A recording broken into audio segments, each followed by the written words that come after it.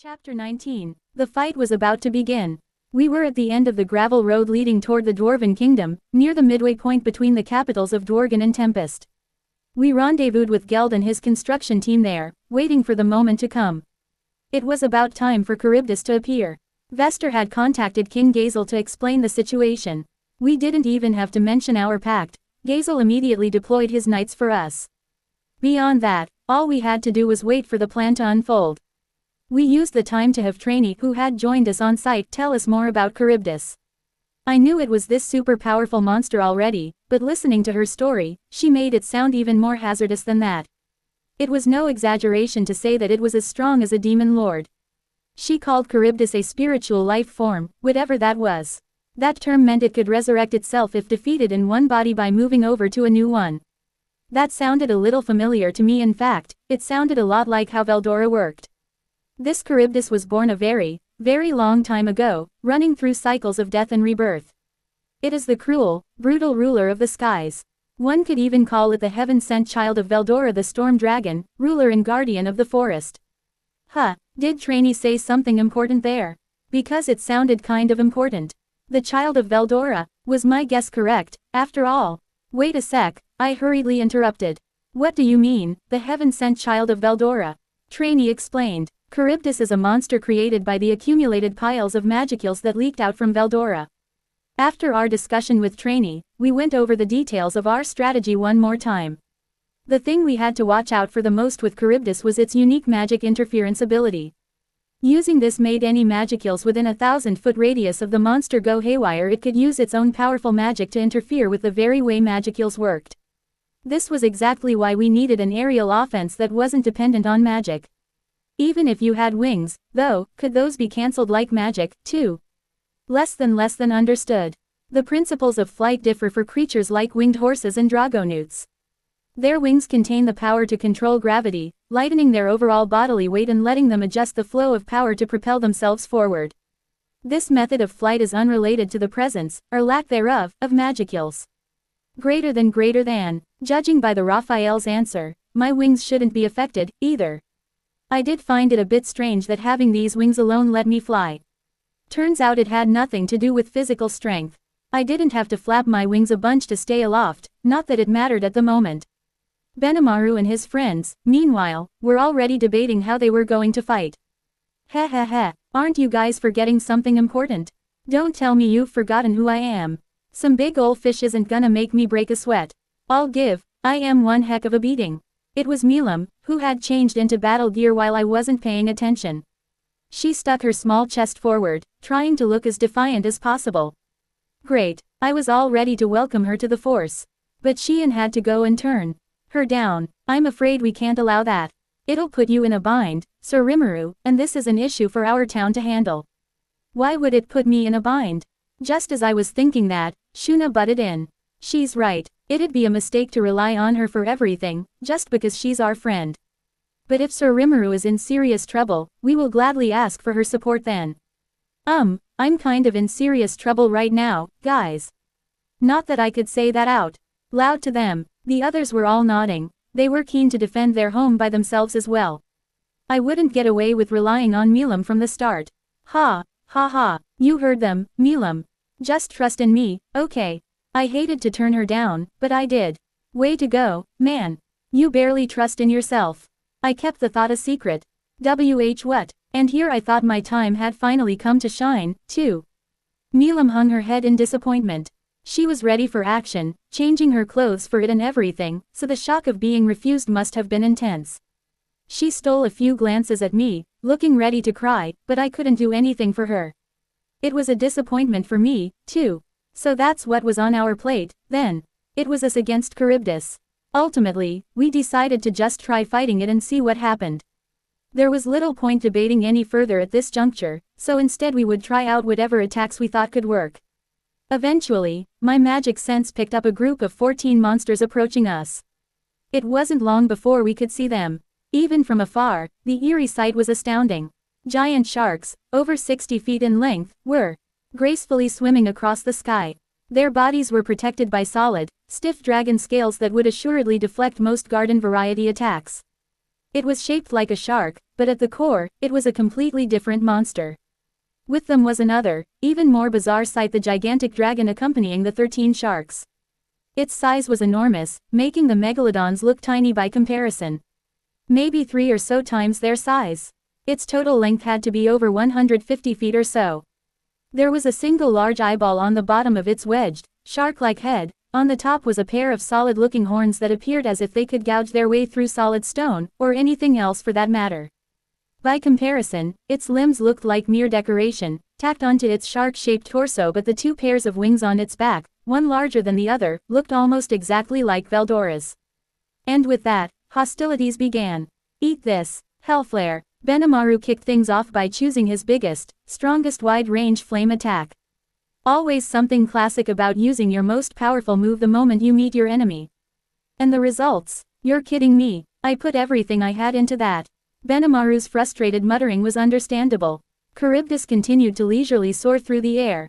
Its megalodon companion had fallen to earth, mostly burned up by the attack, but Charybdis itself was the same as before. Some of the scales that burned off were replaced by new ones, but that was all. Between its naturally high defense and the effects of magic interference, it had successfully resisted Hellflare. It hadn't even fully incinerated the megalodons, indicating exactly how effective magic interference was. I wasn't too shocked by this. I was expecting this, but it made me realize again that this foe was going to be a huge pain in the ass. But we all kept our cool. Our plan was to expect this, so we moved on. All right, let's follow the plan. Break them up and take each one out. Wipe up those meddlesome megalodons. Heeding my order, we all spread out to our positions. I had transformed into a human, too, so I could handle whatever came my way. There were 12 megalodons left. Paring their numbers down looked like it'd be a tough row to hoe. Geld and his team were the next to launch an attack after Benimaru. I had my command post set up on a slightly elevated hill, so I could see the action unfold below me. Using the trees as cover, the force began trying to entice the megalodons to come closer so they could strike. This, sadly, did not work well. We were anticipating that the sharks wouldn't be able to move very much surrounded by trees, but with their powerful bodies, they could simply raise any trunks that stood in the way like so much dried kindling. Geld faced a megalodon in front of him, halting its charge. His entire body was covered in armor, which protected him from the sharp, blade-like. Now, get. I am. The moment the order was made, a horde of high orc fighters took action. They moved slowly, but the damage from their battle axes was heavy. Little by little, cuts and slashes appeared on the megalodon's body. But sadly, none were lethal. The sheer size of it meant this barrage of attacks was too little, too late. The megalodon shook its frame. That was all it took to send several dozen fighters flying. Geld's face grew stern, harnessing his hatred to apply pressure to the shark's head. It thrashed around more in response. I will assist you, I heard scream, and a flash of light descended from the sky to land squarely on the megalodon. The creature died right there, never aware of what happened to it. Gabble had appeared. His force was functioning as a hit-and-run unit here, and when he saw Geld was in danger, he immediately stepped in to bail him out. Realizing Geld had the megalodon pinned down, he fired off an attack fueled by all his strength, and with his rank of A, that was nothing to sniff at. Even a 60-foot-long shark couldn't withstand that kind of force. And Geld's good fortune didn't end there. The Dragonutes under Gabble's command were using the full potions they had manufactured to quickly heal the wounded. The potion flowed freely on the battlefield, restoring even the serious cases to perfect health. Now Geld and Gabble were a tag team. Their respective forces worked together as well, allowing them to keep up the vicious onslaught against the megalodons without worrying too much about injury. This battle would deepen the bonds between them, no doubt. Before long, they had succeeded in slaying 2 more of them. Lethal combat was breaking out elsewhere as Geld commenced his attack. Gavda, following Hakuro's orders, was using his case cannon to strike at megalodons. It packed a powerful punch, but there was no way that a bullet an inch wide could strike a lethal blow on these guys. It had opened a gash in the megalodon's stomach, about half a yard in width, but all that did was add fuel to its anger. What transpired next was a game of tag in the forest. The riders were now surrounding it, ready to stake their lives on this game. Each, in turn, would take a stab with their spears, then edge away. When the shark targeted one, another would attack in their place. In a battle under those conditions, even a tiny error could be life-threatening. But they continued with the near-suicidal attack, using high potions to clear up any wounds. If worse comes to worst, we have full potions. As long as you aren't instantly killed, you'll be fine. Hakuro's voice might have been friendly, grandfatherly in a way, but his instructions belied his demon instructor persona. Whoa, are you serious, old man? Only Gobta had the presence of mind to lodge a complaint. The others were too busy attacking and dodging. Gobta's goblin riders worked in perfect order, carrying out their shifting roles with no confusion. Impressive, I said. Yes, Sir Hakuro taught them well, Shuna replied. He certainly has, Benimaru agreed. Growing younger has only added further polish to his demon instructor ways. Wow, I wish I could play with him, too. Milam, meanwhile, apparently had the wrong idea about this whole battle. Better not think about it. If I play her game, I lose by default. Hey, come on, do you think I could? No, she was tugging at my clothing, begging for a chance. I had to play bad cop with her. I wish she wouldn't look at me like that. Up in the sky, things were getting pretty explosive. Soe was there, and like Benimaru, he was only capable of using air flight and he wasn't particularly great at it, either. Despite that, and I don't know how he managed it, he was grappling with a megalodon in midair. The secret behind it was actually simple. Sokka and her 4 Dragonute guards were positioned above the shark, casting their shadows over its body. Soe could then use shadow motion to make a beeline for them. Magic interference only interfered with magicules in midair, so shadow motion didn't seem to be affected. Now Sokka's team of 5 was hovering over a single megalodon. This was indicated by the way both the real Soe and 4 of his replication conjured clones were each latched onto a different shark. Monster puppet string. Soe's 4 clones each launched the skill at once. It was a secret move, letting the caster fully control monsters that lacked intelligence. Special bewitching string was used to tap into the neural network that carried messages from the brain, replacing them with fabricated orders instead. This immediately placed 4 megalodons under Soe's control. Using the dead bodies of other animals just came back to bite these guys. Controlling each of his replicated bodies, Soe had the megalodons attack one another. They split into 2 pairs, feasting upon each other's flesh. Take those 4 out when the time is right, he shouted to the Dragonutes above, using the 5th megalodon he was personally riding to head for Charybdis. It was such a brilliant, dazzling display that you almost forgot those sharks were supposed to be A rank. Understood, Sir Soe, leave the rest to us. Sokka gave him a quick salute, stealing her gaze at the megalodons. After a little bit, when the megalodon-on-megalodon fighting grew more intense, the 4 Dragonutes under Sokka began their attack. Sokka stayed high above, giving out orders for the others to follow. Soe wasn't the only one pulling off impressive feats today. And thus, Sokka's team bagged 4 confirmed shark kills for themselves. Even more impressive were Xian and Ranga. They must have formed a team when I wasn't paying attention. Looking closely, Ranga was running in midair, making a few powerful leaps as he did, as if there were invisible footholds to stand on. And there were, in a way. He was using the extra skill control wind to create them. Pretty skillful feat, there. Maybe you could call it Windwalker or something. But anyway, it meant that Ranga could run even faster in midair than he could on the ground. Despite being parallel with the ground below, Xian couldn't have looked more serene. And the moment that Ranga and the megalodon crossed paths, she brought her sword down, the light purple glow it emitted arcing across the air. She had used her aura to expand and strengthen the sword, extending it to over 3 times its normal size. Like a guillotine blade thundering down from above, the demon sword descended, and neatly removed the megalodon's head. Xian and Ranga used the same tactics to take out 2 more of the sharks. Then the 2 of them sprinted toward Charybdis. There were, at first, 13 megalodons, each an A- rank monster. Of the 2 remaining survivors, one was already dead, slashed to ribbons by Hakuro's barrage of strikes. We had lost nobody on our side to death or injury. Things were going well, and I breathed an internal sigh of relief over it. New developments began to unfold. Soe was controlling the final megalodon like a well-trained mount, making it sink its teeth mercilessly into Charybdis.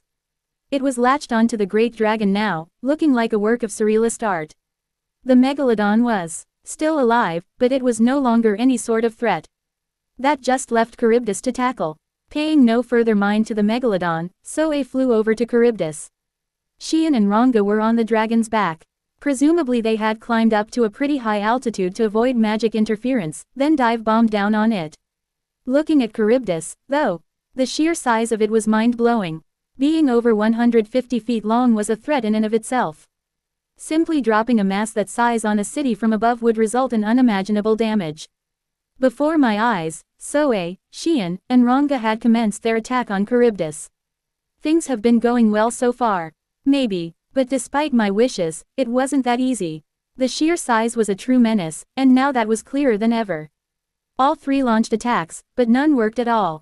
They were up against a 150-foot-long frame. Anything they could throw at it was little more than peeling a layer off an onion. And more importantly, none of it could reach its magic-controlling neural network. See, this is why I told you to leave it to me.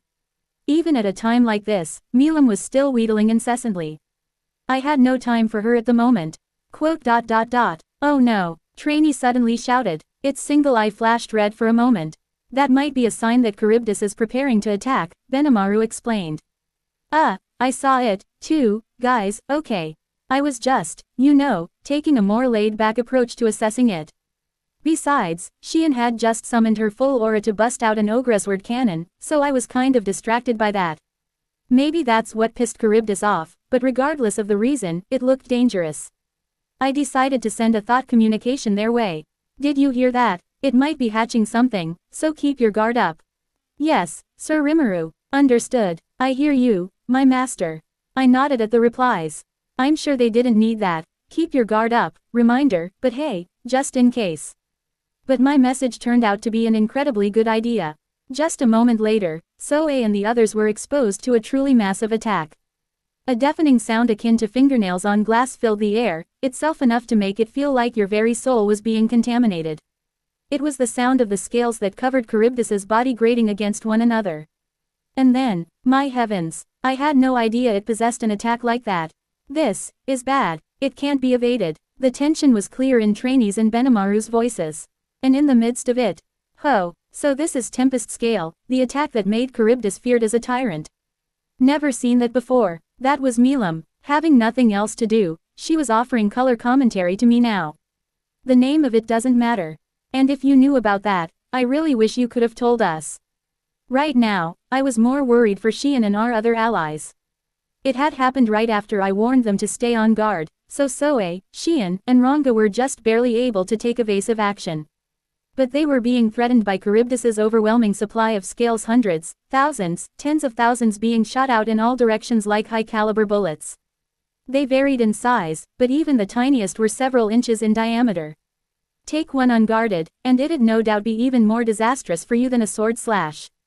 Faced with the terrifying Tempest scale, not one dared to give up on themselves. It could be called reckless, but to me, I couldn't have asked for anything else. They were all ready for this. You people really are a bunch of idiots, you know that. You could at least count on me now, of all times. I decided now was the time to speak. Question mark exclamation mark quote. All three froze in surprise. I flew in front of them, raising my left arm against the advancing scales. Sir Rimuru. I could hear them shouting my name, a mixture of shock and joy in their voices. I didn't respond, head faced forward to handle what must be done. Which was, consume them all, gluttony. With my call, the insatiable gluttony within me stirred. The results unfolded in a single moment. I imagine not too many knew what had happened. The wall of innumerable scales that loomed over them just a moment ago had now neatly disappeared. Astounding. Well done, Sir Rimuru. It was Soe who found his voice first. The effect was awe-inspiring. All the scales that hurtled through the air between us and Charybdis were fully consumed. This skill was even more off the charts than I had thought. Now seemed like a good time to look a little cool around everyone else. Leave the rest to me. You three go back down and rest, I declared, like it was the most natural thing in the world. But we can still help you. I stopped Soe before he could continue. Look, it's already regenerating its scales. That wasn't a single-use skill, it's something it can launch again and again. I don't know if I can protect you all from a second round of that.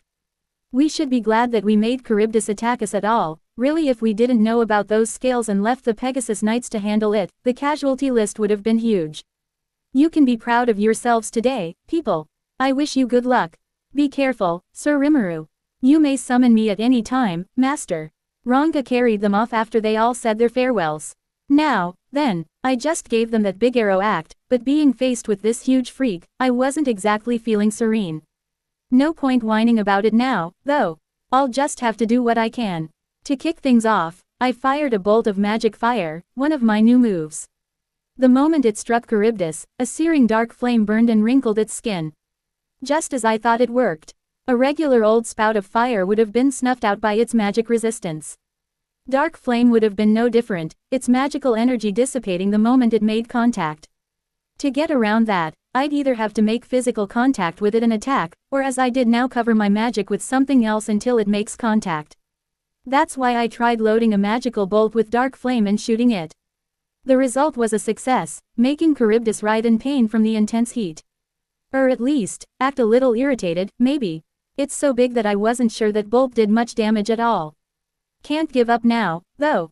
Enough of them, and the damage is bound to pile up over time. So I kept attacking, spurring myself forward. I tried a few different moves, gauging the dragon's response. It seemed like Dark Flame and Dark Thunder both worked well against it. Fire-based attacks worked across a broader range of its body, and the lightning seemed to affect its magical neural network a little. Along with that useful info, however, I learned a few things I wish I didn't have to. Hang on. This guy has ultraspeed regeneration, doesn't it? I whispered it out loud. Less than understood. Judging from the recovery speed of its physical structure, it is not incorrect to assume the individual, Charybdis, possesses the extra skill ultraspeed regeneration. Greater than. Confirming this, I used thought communication to let everyone else know. Unfortunately, because of its size and the large amount of magicules, gluttony won't work on it. I can use auto mode and let Raphael cut it into pieces, then gluttony might work. But the problem is, less than notice. A high-level magic born has detected. The analyze and appraise indicates his magical energy supply is greater than orc disaster. Greater than, which could only mean a demon lord is nearby, watching. If I go all out, I might catch their attention, and I'd rather not reveal my hand to a potential enemy. And I might have an idea which demon lord it is. Less than understood. A faint presence of life has been confirmed within the body that Charybdis is occupying. It is believed that the damage sustained has caused biological distortion, possibly due to an incomplete assimilation with the body's magical core. Additionally, Charybdis is using Phobio, the black leopard fang, as its core body. Greater than. Phobio was working for Carillon, wasn't he? Charybdis is using Phobio as its core body. Phobio serves Demon Lord Carillon. And right now, a magic born with power on par with a demon lord is observing this battle, which can only mean one thing: the mysterious presence is none other than Demon Lord Carillon himself. Maybe this is his move, using Charybdis to rub us out completely. That confirms it, he's not just watching. He's the enemy. If I defeat Charybdis, he'll know what my trump card is. He might not attack us right away, not with Milam here, but he could use that information against us later. I've got a better idea. Let's just let Milam handle it. Sure, my reputation might take a hit, but that's fine. It's actually more advantageous if my enemy thinks I'm weak. I sent Milam a thought communication. Hey, Milam, mind giving me a hand with this one? Wahahaha. Finally, Milam's voice rang in my mind, brimming with excitement. I was getting bored just watching. Leave it to me, BFF. A ripple passed through the air, and then she was there. Milam hovered beside me, arms folded, her eyes gleaming with excitement. A wild grin spread across her face, radiating confidence and chaos. Then her gaze sharpened as she locked onto the creature in the distance. Looks like Charybdis is using Phobio, the black leopard fang, as its core body, she said, tilting her head slightly. You know, that guy who was here before. I scratched the back of my head, sighing. Oh, yeah, about that. I glanced toward the massive creature swirling with magical energy. You think you could maybe, I don't know, spit him out of that thing while you take the monster out? I'd like to rescue him alive, if possible. I don't know how much Carillon cares about his subordinates. But if someone killed one of mine, I'd be pretty pissed. He's already my enemy, no need to give him more reasons to come after us. If I can take Charybdis down without killing his man, I will. Wahahaha. You got it. Milam beamed, practically vibrating with excitement. That'll be a cinch for me. I've learned how to hold back my power a little lately, too. She gave a proud thumbs up. Let me show you how good I've gotten at it. Milam gladly accepted, relishing the chance to boast about herself. She'd learned how to hold back, though. Like she had any idea what that meant. For some reason, that made me a bit concerned. I opted not to voice that concern, though, as I let her take care of the rest. And with that settled, the rest moved fast. I ordered a full retreat from the area, no time to argue. Dolph gave the signal, and the troops began pulling back. And so, once I was sure everyone except me was gone, I gave the signal, a small nod upward. You got it, Milam shouted, already in the air, her dragon wings stretched wide behind her and a self-satisfied smile on her face. Well, here we go. Here's what, holding back, looks like for me. Drago Buster. A fantastic stream of bluish-white light rushed from Milam's outstretched arms. It was a light of destruction that made everything disappear. Less than, cannot analyze. Collecting data, failed, greater than. Raphael within me sounded a bit surprised. It couldn't identify the exact nature of Milam's attack, but the results were pretty obvious. The sight before me forced me to rethink what holding back even meant. Streams of white light crashed through Charybdis, giving it no chance to regenerate. Its massive frame was erased in the blink of an eye. Truly, Milam's strength could only be described as beyond imagination. I flew over to the magic born, grabbing him before he smashed against the ground. He was alive, if barely, which meant I got what I wanted. I decided to get to work immediately, preferring if nobody else had to see this. Analyzing Phobio's status, I found that he and Charybdis were 96% fused with each other. Without quick action, the beast would just resurrect itself again. That's why I needed to do this. What are you doing with him? Just watch, I said, dodging the question as I began. We can't let Phobio go free, right? I figured we better take care of him right now. Fully. The task at hand involved fully separating Phobio from Charybdis. My raffle allowed me to synthesize and separate things. However, just doing that alone would cause Charybdis, a spiritual life form, to float away out of my hands. That's where my unique skill, Glutton, would come in. Less than report. The magical core of the individual Charybdis has successfully been separated from the individual Phobio. Consuming the magical core of the individual Charybdis. Successful. Analyzing core. Successful. The following skills have been obtained to greater than success. It felt like that took forever, but I had completed it before everyone who evacuated out for Milam's attack had come back. All I had left to do was give some healing potion to the weakened Phobio before I forgot. I gave him a swig of my very own, handmade full potion, quickly stabilizing his physical condition. Now to wait for him to awaken. Thus Charybdis, the threat that landed on our doorstep, was fully slain. To be continued.